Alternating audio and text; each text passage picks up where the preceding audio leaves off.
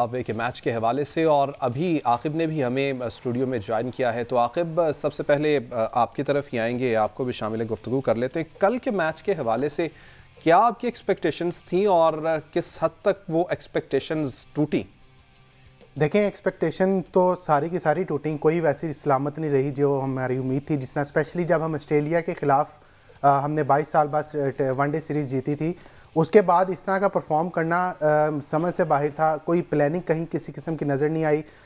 बल्लेबाज जो थे वो, उनके पास एक सुनहरी मौका था। स्पेशली इस तरह की सीरीज़ जो होती हैं, वो एक गोल्डन चांसेस होते हैं आपके लिए। इस तरह की चांसेस को वेल करके ही आप एक सुपरस्टार बनने की तरफ जो है अपनी राह हमवार करते हैं। लेकिन हमारे यहाँ मसला ये है कि हम हमेशा छोटी टीमों के ख़िलाफ़ आके हमारे हाथ पांव भूल जाते हैं। और जिम्बाब्वे के ख़िलाफ़ तो हमने हमारा रिकॉर्ड कुछ ऐसा होता जा रहा है जिसमें जिम्बाब्वे हमारे सर पे जो है ना वो चढ़ गई और हम उनके खिलाफ मेंटली हार जाते हैं। आपने बॉलर्स की बात करें, वही आमिर जमाल, वही हसनैन जो चैंपियंस कप में अच्छा परफॉर्म करते आए हैं, ऑस्ट्रेलिया के खिलाफ अच्छा करते आए थे। उन्होंने पहली बॉल से ही जो है जो उनके ओपनर्स थे गैम्बी और जो एक और जो लेफ्टी ओपनर थे, उन्होंने अटैक किया आप पे। और जब उनकी शॉर्ट सिलेक्शन देखें और हमारी शॉर्ट सिलेक्शन देखें, मुझे लगता है short selection is the main difference. Wahid Hasibullah थे मेरा ख्याल से जिनको एक अच्छा बॉल पड़ा था, अदरवाइज तमाम बल्लेबाज खुद जो हैं वो आउट हुए हैं। अब्दुल्ला शफीक को देख लें, अच्छी भली फॉर्म आपकी लगी है, आपने थोड़ा सा स्कोर किया है, भाई क्या ज़रूरत है आपको चौथे मल्ले गेंद जा रही है उसके साथ छेड़खानी करने की। साइम अयूब हमेशा से ही वो, जब बस उनका स्टाइल ही हमें अच्छा लगता है, अदरवाइज उनके रन्स बनाना जो है ना वो उनको लगता है खुद भी पसंद नहीं है। आपने नीचे रिजवान देख लें, रिजवान भी स्टक ऑफ हुए थे, इरफान नियाजी भी, Salman Ali Agha I don't think so, पता नहीं उनको क्या हुआ है, या उनको वाइस कप्तानी का उन पर प्रेशर है, या पता नहीं किस चीज़ का, खलाई मखलूक का उनका प्रेशर है कि वो जब से वाइस कैप्टन बने हैं ऑस्ट्रेलिया के खिलाफ सीरीज़ भी वो बिल्कुल नील रहे। उसके बाद जिम्बाब्वे के खिलाफ भी अभी तक जो है अजीबोगरीब किस्म से आउट हुए। तो बतौर हेड कोच आकिब जवेद, जिनका बड़ा जिक्र हो रहा था इंग्लैंड के खिलाफ सीरीज जो आकिब बॉल के नाम से मशहूर हो रही थी, उनकी पहली ही असाइनमेंट में, पहले मैच में ही हमें एक ऐसी शिकस्त हो गई है जिससे मुझे लगता है वापस आने के लिए बड़ा स्ट्रॉन्ग किस्म का इनको जो है ना मेंटली स्ट्रॉन्ग होना पड़ेगा। परफॉर्मेंस वाइज नहीं, जब ये मेंटली स्ट्रॉन्ग हो जाएंगे तो ऑब्वियसली इनकी परफॉर्मेंस भी अच्छी हो जाएगी। जिम्बाब्वे अपने घर में हमेशा से ही स्ट्रॉन्ग रही है। अगर वो आप कहते हैं कि जिम्बाब्वे छोटी टीम है, तो अपने घर में हमेशा स्ट्रॉन्ग रही है। और उनके बॉलर्स देख लें, रिचर्ड ग्रावर देख लें, ब्लेसिंग मुजरबानी देख लें, सिकंदर रजा, उनको आप मैच से बाहर ही नहीं कर सकते। चाहे वो फील्डिंग हो, चाहे बैटिंग हो, चाहे बॉलिंग हो, आप उनको मैच से बाहर नहीं कर सकते।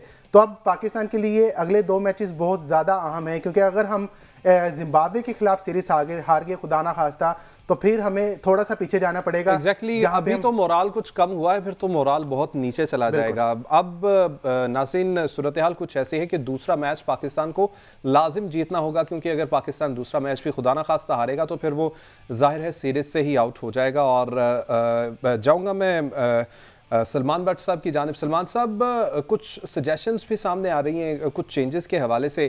कहा जा रहा है कि हसीबुल्ला को ओपन कराया जाए, अगर अब्दुल्ला शफीक को रेस्ट दें और तैयब ताहिर को इन करें। तो आप समझते हैं कुछ चेंजेस करनी चाहिए या फिर इसी टीम को मजीद मौका देना चाहिए नेक्स्ट मैच के लिए?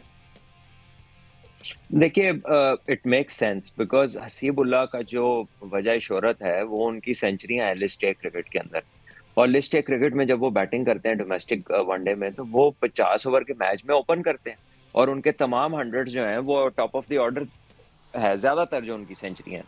तो आई गेस के एक बच्चा जब परफॉर्मेंस देकर आता है तो उसको उसी जगह पर खिलाना चाहिए जहां पर उसने परफॉर्म किया हो।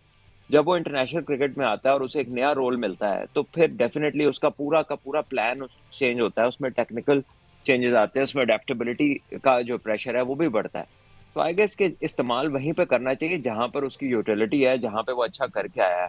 और अब्दुल्ला शफीक, बड़ी देर से आप उन्हें देख रहे हैं कि वो बहुत इनकंसिस्टेंट उनकी परफॉर्मेंसेज हैं। सो आई थिंक आप जहां अपने सीनियर प्लेयर्स को रेस्ट कराया, आप उसको भी थोड़ा सा जो है ना, उसको भी थोड़ा टाइम ऑफ दे सकते हैं। और वहां पर आप हसीब को उसकी जगह पर खिलाइए और तैयब ताहिर भी अच्छी परफॉर्मेंस करके डोमेस्टिक में आए और वो नीचे मिडिल ऑर्डर में खेलते हैं। तो मेरा ख्याल है कि हमें उनको अपनी जगह पर, हसीब को अपनी जगह पर आजमाना चाहिए। अच्छा, हसीबुल्ला की यहाँ अगर बात हुई है तो हसीबुल्ला की लिस्ट ए की जो बैटिंग एवरेज है, जैसे भाट साहब ने कहा कि वो चूंकि टॉप ऑर्डर बैट्समैन है, हसीबुल्ला की लिस्ट ए में 51 की बैटिंग एवरेज है और फर्स्ट क्लास क्रिकेट में भी उनकी एवरेज 38 है।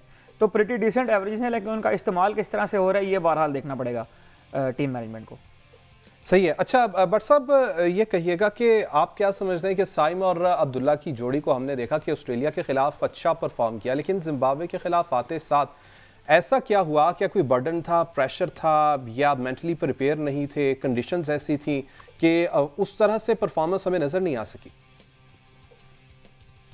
देखिए, इफ एनीथिंग तो this should be easier than Australia ना। ऑस्ट्रेलिया से पेस एंड बाउंस भी कम है, पिच में जो है आप उतनी कोई ऐसी चीज नहीं है कि जिसे बैट्समैन देख के हैरान हो, परेशान हो गए यार इधर मैं क्या करूंगा।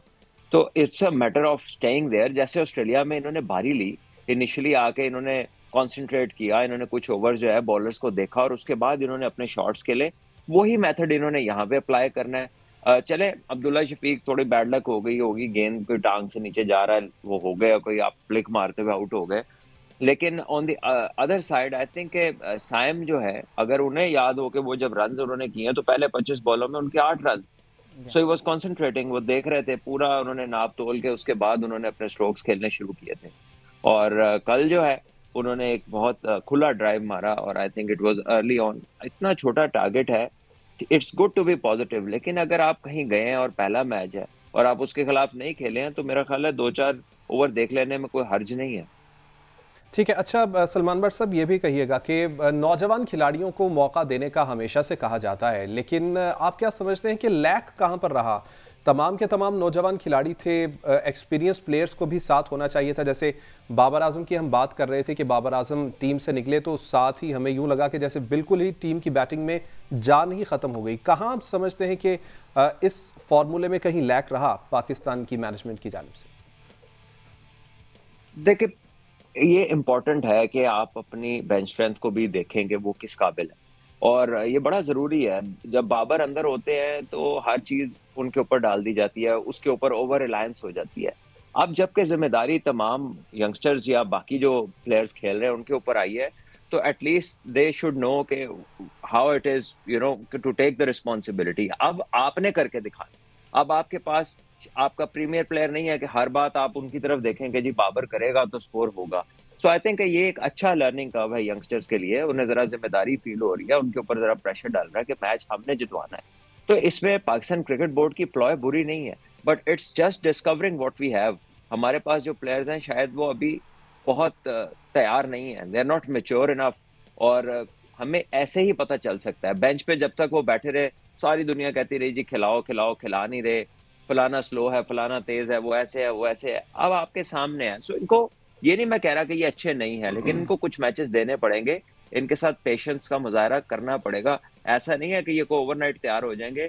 इनको तो ना पहले हमने ना ए टीमों के टूर कराए हैं पिछले कई सालों में, और ना ही हमने इनको जो है ना इस तरह के मैचेस खिलाए हैं जहाँ पे इन्हें इंटरनेशनली एक्सपोज किया जाए।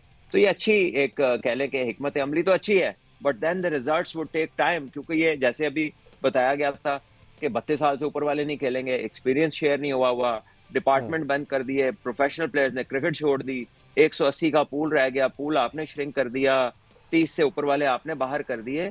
तो फिर प्लेयर निकलेगा कैसे? जब तक वो अपने से अच्छे से compete नहीं करेगा तो सारे आपस में एक जैसे खेलेंगे तो किसका लेवल ऊपर जाएगा? आई थिंक ये एक बड़ा इंपॉर्टेंट पॉइंट था जो उस सिस्टम के अंदर मिसिंग था। ठीक है। अच्छा आकिब, आपके जानिब आऊँगा। आप नेक्स्ट मैच के हवाले से कोई खबरें सामने आ रही हैं कि कोई तब्दीलियां की जाएंगी, या यही टीम स्ट्रेंथ के साथ जाया जाएगा और इसी कम्बिनेशन को, इसी बैटिंग लाइन को दोबारा से मौका दिया जाएगा? कुछ खबर है इस मुतालिक? देखें, ख़बर तो ऑब्वियसली वहाँ से जो है वो फाइनल कॉल आकिब जावेद साहब की होगी, क्योंकि वो एज आ वहाँ पर सिलेक्शन कमेटी के मेंबर भी हैं और हेड कोच भी हैं। लेकिन जितना हमने रिजवान की कप्तानी के हवाले से अगर हमने जितना उनको देखा है, मुल्तान सुल्तान्स की जब वो कप्तानी करते थे, या ऑस्ट्रेलिया के खिलाफ जो उन्होंने 3 मैचों में कप्तानी की है, तो वो ज़्यादा चेंजेस के हक में नहीं है। यहाँ पे भी जब हम टूर मैचेस उनके कवर करते हैं तो वो टूर मैचेस में भी ज़्यादा तब्दीलियाँ नहीं करते। अब आकिब जावेद साहब क्योंकि वहाँ पे एज आ हेड कोच भी गए हैं, उनकी पहली असाइनमेंट भी है और वो एज आ सिलेक्शन कमेटी के मेंबर भी हैं, तो ऑब्वियसली उनकी इनपुट भी होगी, फिर कप्तान की इनपुट भी होगी। दोनों बैठ के बातचीत करेंगे क्या सिचुएशन के हिसाब से हम खेलें। लेकिन सिचुएशन आपकी चेंज होनी नहीं, क्योंकि आपका अगला मैच भी यहीं पे है। तो अगला मैच भी जब आपका यहीं पे होगा, इस तरह की कंडीशंस में होगा, तो आपको इन्हीं प्लेयर से आप ऑब्वियसली ये जो प्लेयर्स इन्होंने प्लेइंग 11 खिलाई है ये इनकी बेस्ट ही होगी ना, उन्होंने समझा होगा कि ये बेस्ट आपकी प्लेइंग 11 है। आपके पास फैसल अकरम है जो एक अच्छे स्पिनर हैं, फिर आपके पास हसनैन जो इन फॉर्म अच्छा खेलते हुए हैं, हारिस रऊफ हैं, उसके बाद आमिर जमाल हैं, तो इसके अलावा इनके पास ऑप्शन कोई नहीं है। शाहनवाज दानी है, शाहनवाज दानी अगर लेके भी आते हैं तो मेरा ख्याल है मेरे लिए तो सरप्राइज़ होगा। हाँ, तैयब ताहिर को इनको लाजमी खिलाना चाहिए क्योंकि जिस तरह वो डोमेस्टिक में रन्स करते आए हैं और जिस तरह उनकी परफॉर्मेंस है तो मेरा ख्याल है उनको यहाँ पर एक चांस देना चाहिए। और वो तैयब ताहिर हमने पहले भी देखा है कि वो लंबी इनिंग्स खेलने के उनको आता है कि वो क्या मतलब उनको शौक है लंबी इनिंग्स खेलने का। एक तो होता है कि आप लंबी इनिंग्स खेल लेते हैं, एक शौक होता है, तो उनको शौक है तैयब ताहिर को खेलने का। अब्दुल्ला शफीक को जिस तरह भी सलमान भाई ने बताया कि अब्दुल्ला शफीक को मेरा ख्याल है अब थोड़ा सा रेस्ट करवा लेना चाहिए क्योंकि अब उनके चांसेस बहुत ज़्यादा लंबे हो गए हैं। हसीबुल्लाह को ओपन करवाएं, आप साइम अयूब को भी रेस्ट करवा सकते हैं, अगर आपके पास पीछे बैकअप में कुछ पड़ा है तो साइम अयूब को भी करवा दें, लेकिन यहाँ पे चेंजेस मस्ट हैं। लेकिन फिर जब हम दूसरी साइड पे जिस तरह मैंने बताया कि रिजवान की कप्तानी देखते हैं तो रिजवान ज़्यादा चेंजेस के हाथ में नहीं है। सो लेट्स सी 1 से 2 चेंजेस का इम्कान है, लेकिन वही कि रिजवान और आकिब जवेद जो हेड कोच हैं वो बैठ के मुशावरत करेंगे, बातचीत करेंगे, उसके बाद जो फाइनल होगा। लेकिन मुझे लगता नहीं कि 1 से 2 से ज़्यादा चेंजेस इसमें करेंगे वो।